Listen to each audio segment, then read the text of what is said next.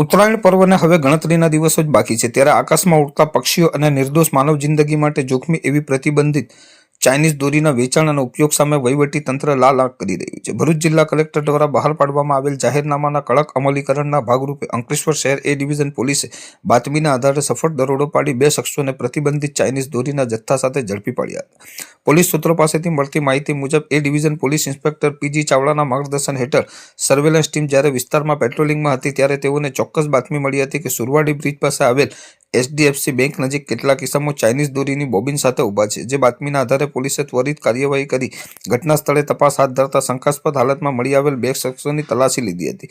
આ તપાસ દરમિયાન તેઓની પાસેથી પ્રતિબંધિત ચાઇનીઝ દોરીની કુલ 5 નંગ બોબિન મળી આવ્યા હતા, જેની કિંમત આશરે ₹3000 જેટલી અંકાઈ રહી છે।